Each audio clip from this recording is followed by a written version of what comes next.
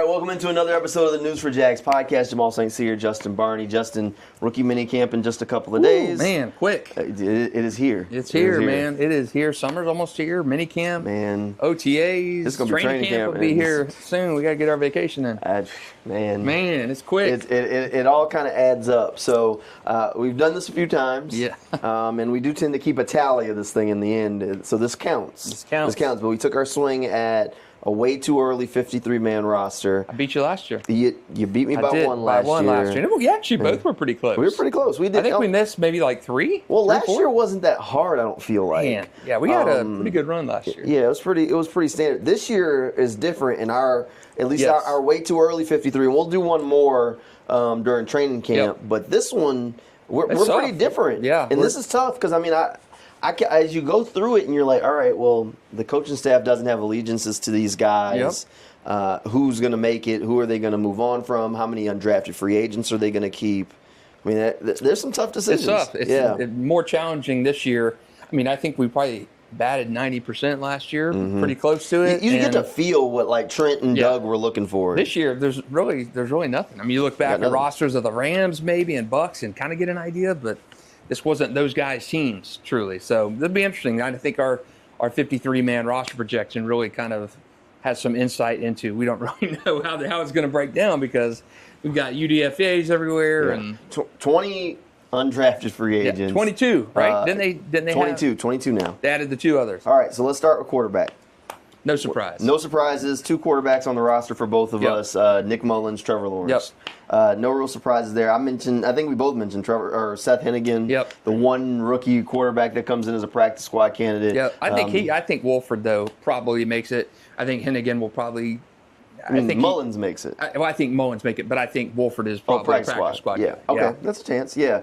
And that was what I was going to say. We kind of skipped over John Wolford a little bit. He's not making the 53 man, but he's gonna probably make a practice squad. Yeah. All right. Running back, we're exact same. Yep. Lock and step. LaQuint Allen, Tank Bigsby, Travis Etienne, Bashal Tootin. Yep. Same. Again, no real question. So those two positions are pretty straightforward. Yep. I mean, there's one undrafted free agent running back, but like it would take a small miracle. Yeah, I think you're set. You got picked up Travis's fifth-year option. Tank is what he is. I mean, the only thing I could see is if you traded Travis for something coming out of camp. But I think they're set with those guys. LaQuint Allen, receiving, blocking back. I think Bashal Tootin is the speedster guy. You had last year Dearness Johnson, the receiving kind of back. Yeah. So I do think this kind of just takes place of what was there last year. This is simple. All right. Now, this is where we start to diverge. We'll go to tight end next. I have 3 on the roster. You have 4. My 3 are the no-brainer where we all agree. Yep. Brenton Strange, Johnny Munt, Hunter Long. Yeah, Hunter Long, huh? Hunter Long. I gave him a bunch of grief on one of the early episodes. I still don't think he should have prevented them from doing anything. But Hunter Long is going to make the roster. He is. But you've got John Copenhaver, the first undrafted free agent on. Yep.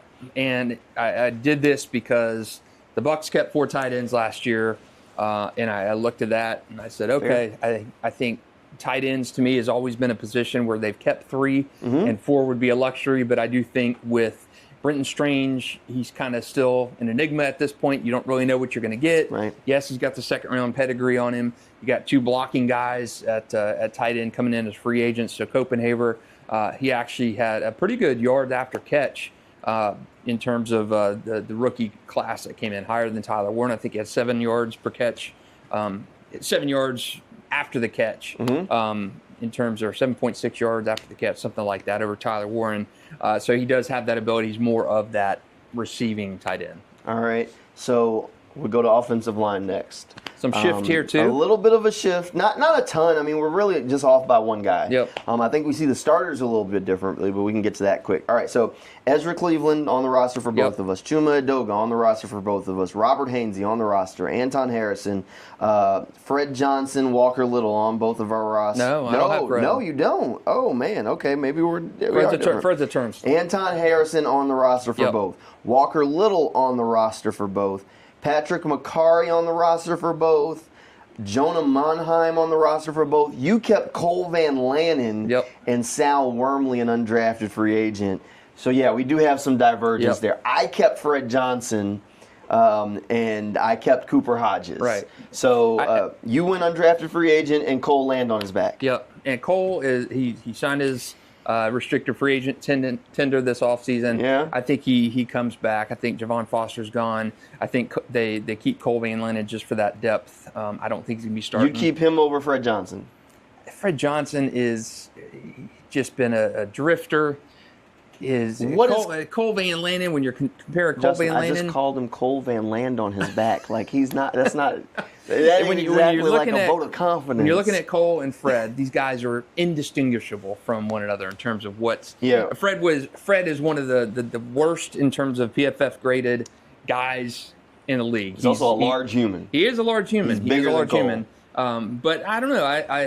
I say Cole over Fred. I looked at Fred in my one UDFA getting in there. I don't know much about him, but I do think they're going to take a flyer. I squeezed on Tugboat, Cooper Hodges. I had one spot left, and I said Cooper gets on there. I wanted to. I just couldn't local get there. guy, but that's not why I got him on there. Doug Peterson and that coaching staff saw Hodges as an NFL starter. They thought he could be that guy. The only thing that got in the way for him was the repeated lower body injuries. Yep. But right now, he seems to be healthy. If he is healthy, I think he's going to the same things that endeared him to the previous coaching staff, I think this coaching staff will like about him. I'd love to see him make the roster. So I think I'd love the to see him legend stay of healthy Tugboat, more than anything. Yes, I would like to see him healthy, but I think the legend of Tugboat will live on. All right. He will squeeze onto the roster.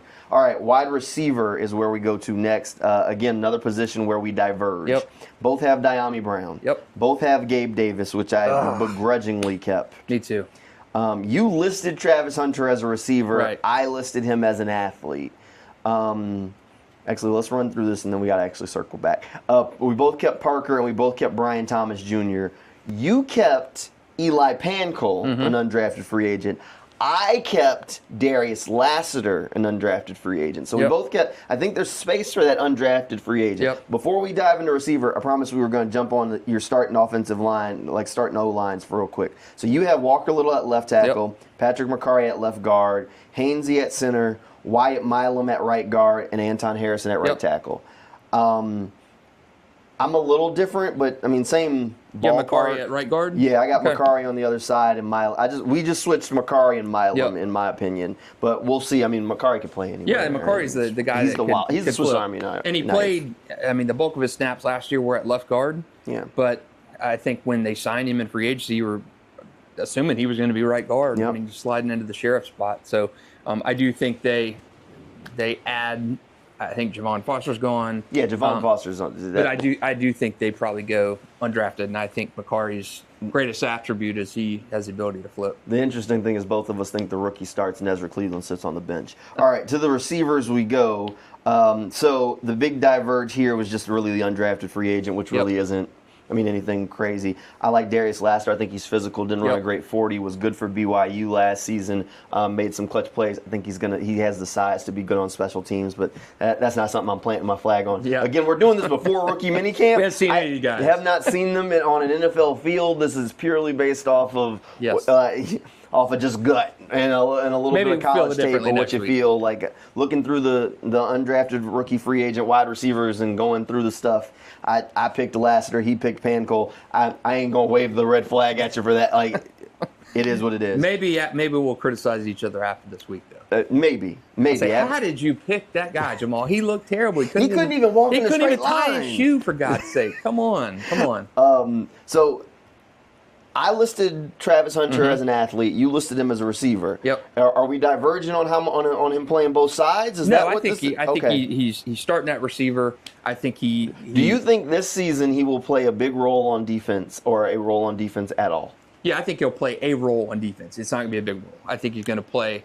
a big role on offense, and I think he will get some packages at defense, which is weird to me because I think being a cornerback is more challenging in the NFL than being a receiver. We're going to see. I think he's going to play a lot. Yeah. I think he's going to play a lot of snaps, man. I think he's going to play a lot of snaps. All right. So I just listed him as the athlete because for roster numbers, that way in my head I'm like, okay, that's a number for receiver and a number for corner. But let's go to the D-line group. Again, some divergence here. But we've already started to see some undrafted free agents Yeah. sneak on. You got one at O-line. We both have one at receiver. You also had one at tight end. I think I had 6. Yeah, I think I've got 4 or 5 at Man. least, which is we knew it was going to happen. You know, I mean, just with numbers wise, I think you have 59 guys on the roster, Man. something like that going into and they're the draft. bringing in their guys and they want competition. So D-line group, here we go. Eric Armstead on both of ours. Yep. Devon Hamilton on both of ours. Josh Hines-Allen, obviously. Yep. Jordan Jefferson, Emmanuel Ugba, Mason Smith, and Yep. Trayvon Walker. Now, we do diverge a little bit. I keep an extra defensive lineman, so I kept undrafted free agent B.J. Green from Colorado. I kept undrafted free agent Eli Mostert. Yeah, those are the 2 that I kept. You only kept, different from me, Tyler Lacey. So I went 2 UDFAs in the D-line group. I like B.J. Green as a guy who they need edge depth, as we kind of talk about. Like, they finally added Emmanuel Ogba. McLeod's on the roster. I think he's an edge, but they list him as a linebacker, so we have a linebacker. I was talking to you about from the Big 12 guy, Oklahoma or Nebraska, the edge guy. Ethan Downs. I considered keeping him as well because he's the high motor edge guy, and I did not keep him. But I kept B.J. Green, and I kept Eli Mostert. He's a little bit of 3 technique defensive tackle. I just think the way he plays, I think is going to endear himself to this coaching staff. And I moved on from Tyler Lacey. You kept Tyler Lacey. Man, that hurts. Yeah, well. Al Saunders did a great story on Tyler and his mother last year. Now you're moving on from him. Well, we told the story already. That's true. We told the story. That's true, man. The story has been told, Justin. That cuts. I'm sorry, Tyler. I'm keeping you. He kept you. Nice guy, though. Good interview. Super nice guy. All right. To linebacker. Again, a divergence here. Jack Kaiser on both. Devin Lloyd on both. Rookie Jalen McLeod. No surprise here. The entire rookie class made both of our 53. Yep. Jalen McLeod on both. Ventrell Miller on both. And Foye Oluwakin on both. You kept Chad Muma. I did. I did not. Another one. That's another Probably guy. the splashiest cut on my list. Yeah, and I think that's valid. He was a bad draft pick when it happened. You know, and he hasn't done anything He came in the same draft as Trayvon Walker, Devin Lloyd, and in the same free agency class as Foye Oluwakin. Yep. So it was a pick that I didn't agree with at the time, and he's kind of just been a guy. He is just a guy. But I do think this is Chad's last year in town. Yep. They drafted Jack Kaiser. He's going to replace him. I just think it'll be next year. And you can save some money if you cut him. Save about $1.5 million. And I think the dead cap's only like $300K, something like that. Not that much. It's not much. So I also kept an undrafted free agent, Branson Combs. He's out of Wake Forest. Was getting better toward the end of the season. Actually converted from wide receiver in college to linebacker. Again, special teams kind of keep. All right. You stack up on safeties and linebackers with this new kickoff kind of rule. So I kept Branson Combs, the undrafted free agent linebacker. I think the competition will be there. All right, cornerback. Another one where there is some divergence here, but you kept 2 undrafted free agents, and I kept 2 undrafted free agents. We kept one of the same undrafted free agents. All right, so we both have Tyson Campbell. We both have Jarian Jones. We both kept Jordan Lewis, and we both kept Jabbar Muhammad, the undrafted free agent from Oregon. Now, you kept Aiden White, an undrafted free agent from North Carolina State. And that's your cornerback room. Yep. I have an extra body on mine because I kept Montarik Brown. I kept Buster around for another year. He's been good. He's been good when called on. I think you just can't. He's a guy who just keeps. You can't shake him. And I kept Danico Slaughter. He was a good. I thought about keeping him too. Slaughter out of 4.3 speed out of Arkansas. He'll hit. I think he gets on the roster some kind of way. So I kept an extra corner. You went one less than me there, but I went one less than you at safety. So it kind of all ended up averaging out. Again, you got to remember Travis Hunter slides in that corner. In there. He's in there at corner. All right, safety. This is where we're pretty much the same, but there were some tough decisions to be made. Another one. There's tough decisions. You got and veterans, we can skip Daniel past Thomas. long snapper and specialist. That is what it is. Logan, Cam, Ross are on the Justin roster. Tucker on the market now, though. No, he's not. All right, Rayon Lane, the rookie out of Navy, on the roster. Eric Murray, the free agent, on the roster. Caleb Ransaw, the rookie from Tulane, on the roster. Darnell Savage on the roster. My safety room's done. You keep Dewey. I do. Yeah, he was. I wanted to keep a veteran, Daniel Thomas or Dewey. I think Dewey is he just kind of epitomizes stuff. He got injured last year in training camp. It just wasn't the same, but he's hung around. And I do think he's that core special teamer, and he's a guy who can come in the secondary and contribute some meaningful reps. I think it'll be he or Daniel Thomas that makes the roster in terms of veterans. I think DT got replaced. Rayon Lane is a younger version of him. He's the same things that DT is good at, special teams, or what Rayon Lane's skill is, unless he shows up and flops. I think for me, it came down to between Dewey and Antonio Johnson. Yeah. Or if I was going to keep another safety, and then I ultimately decided to put that roster spot somewhere else. It wouldn't surprise me if Dewey or Antonio made the roster. It would surprise me if Daniel Thomas made it. I don't know. Daniel Thomas has been a survivor. As Trent Baalke used to say, hey, we won a playoff game with Daniel Thomas. No, he said that about Trey Herndon. Trey Herndon, that's right. Trey Herndon. He said that about Trey Herndon. Hey, but it was with Daniel Thomas, it was too, with right? DT, too. Don't get me wrong. This isn't a shot at DT. But they literally drafted, a DT clone. Yes. That's what he does. DT is a really good gunner on punt. Rayon Lane, a really good gunner on punt. Like, that's what they went out and got. So it would surprise me if they kept DT. Dewey, I could see making it. Still would be a little surprising. But I could see making it. I could see Antonio Johnson getting on. But it wouldn't surprise me. Like my 53, I don't have either one of them. Yeah. That would not surprise me either. All right. Because I think they're going to be hard decisions. And we warned this. I've warned this from the beginning of this whole process. When Evan Ingram and Christian Kirk got cut, I said it. Look, you said you wanted new. And new means you get rid of some of the fan favorites, some of the guys that got jerseys hanging on the walls, Daniel Thomas's of the world. Them guys going to have to go too.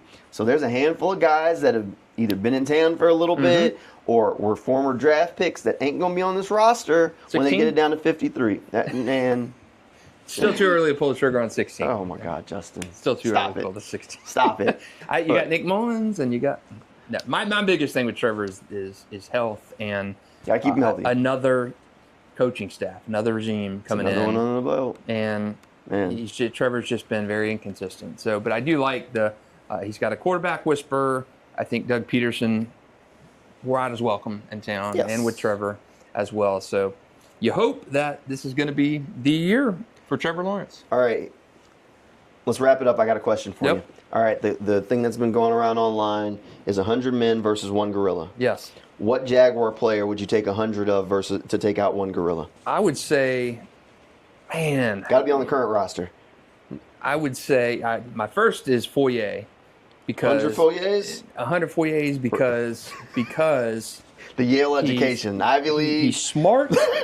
He's a middle linebacker, and in every sports football film, there's always that badass linebacker. Yeah, and that's right. In the program, Alvin, there's just so many references for just that physical middle linebacker. Foyer's an educated man, though, so I would lean towards Foyer because he's big enough, and I think 50 Foyers over 100 Foyers. Okay. Over the gorilla. But man, I'm trying to think from maybe my second guy, even though I've not met him in person yet, maybe Wyatt Milam. Wyatt Milam? Okay. So the big kind of... You didn't even get to Trayvon? I feel like that's a gimme. I don't know. 100 Trayvons? One gorilla?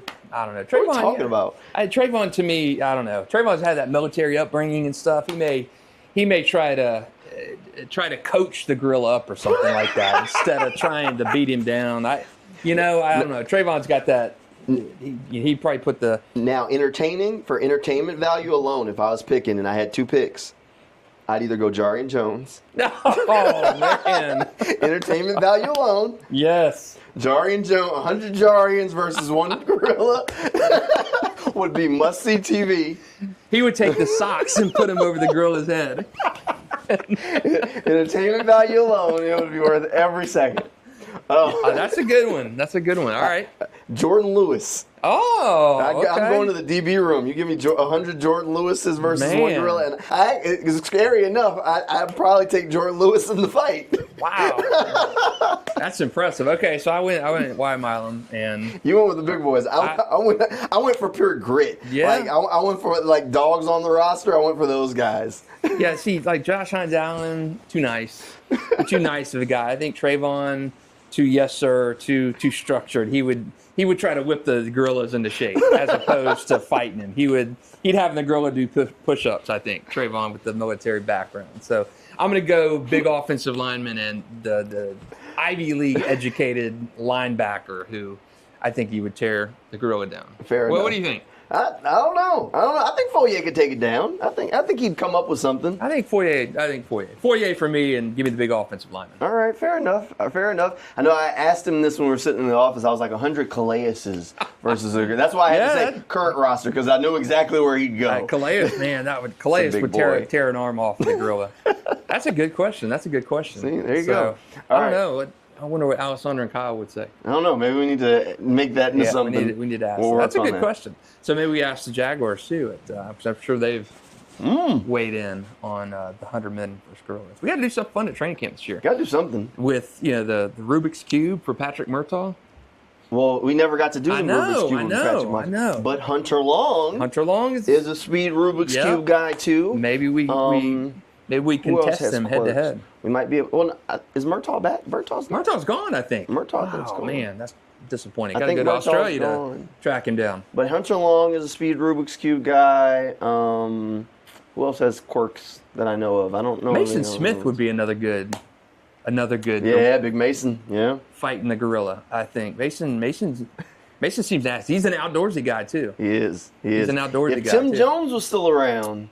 All the guys at one point were asked if you got stranded on a desert island, who you want with you, and they all were saying Tim Jones because he was the big outdoorsman. Yeah, MacGyver kind of guy. Yeah, I like that. Being crafted something to take the gorilla down. I like Foye for bringing the gorilla down. He's smart, he's strong, he's big. I don't know. It'd be good. We need to do, and instead of 100, maybe bring it down to however many the minimum. The minimum to beat the gorilla? 15 Foyers?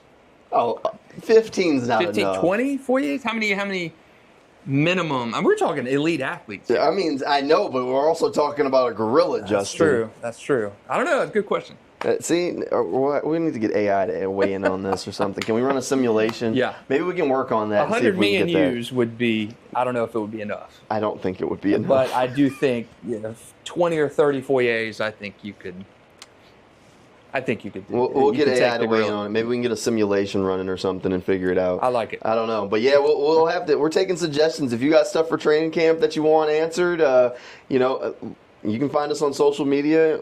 Comment underneath the podcast. Maybe we can get some of the answers, have some fun with this stuff.